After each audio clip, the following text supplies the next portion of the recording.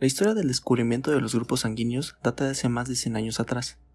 En 1901, cuando el biólogo y patólogo austrohúngaro Karl Landsteiner descubrió los grupos sanguíneos, fue en ese momento donde se abrió el camino para una nueva rama del estudio de las ciencias médicas.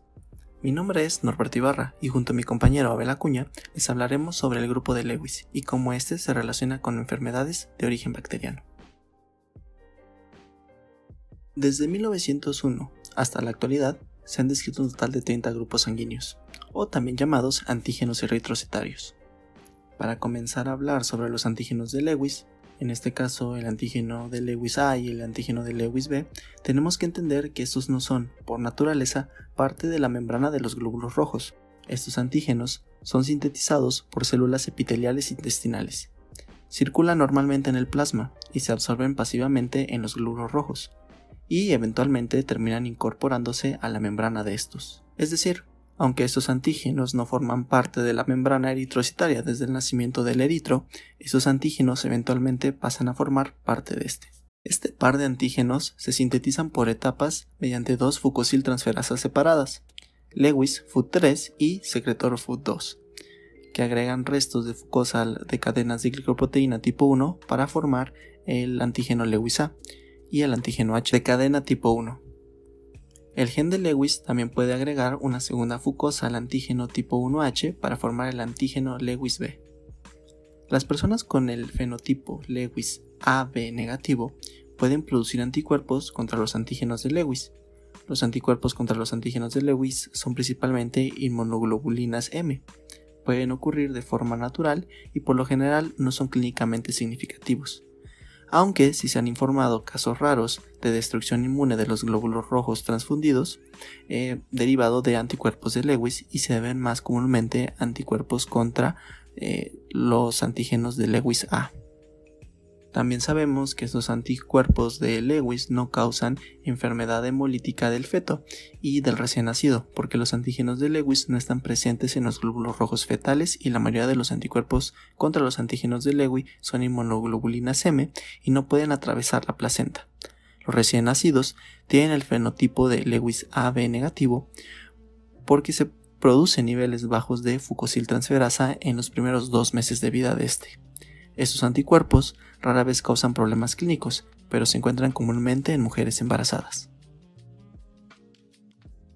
Los anticuerpos de Lewis se producen de forma natural y normalmente son IgM y se unen al complemento.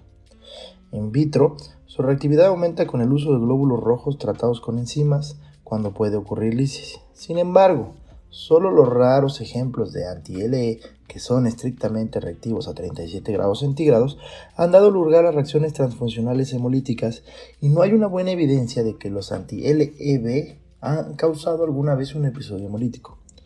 Las explicaciones de la relativa falta de importancia clínica incluyen su rango térmico, la neutralización por los antígenos de Lewis en el plasma de la sangre transfundida y la elusión gradual de los antígenos de Lewis de los glóbulos rojos del donante. En consecuencia, es aceptable proporcionar glóbulos rojos para transfusión que no hayan sido tipificados como negativos para el antígeno de Lewis relevante, pero que sean compatibles con el plasma del receptor cuando la prueba de compatibilidad se realice estrictamente a 37 grados centígrados. Después de la transfusión de glóbulos rojos, los glóbulos rojos del donante se convierten al tipo Lewis del receptor debido al intercambio continuo de glucoesfingolípidos entre el plasma y la membrana de los glóbulos rojos. Los anticuerpos de Lewis no se han implicado en la enfermedad hemolítica del feto o del recién nacido. El papel de Lewis para influir en el resultado de los trasplantes renales no está claro. Relación entre el grupo de Lewis y patologías bacterianas. Como mencionamos anteriormente, los antígenos del grupo sanguíneo de Lewis están altamente expresados en los tejidos gastrointestinales, lo que los convierte en un objetivo plausible para los patógenos de las mucosas como Shigella spp.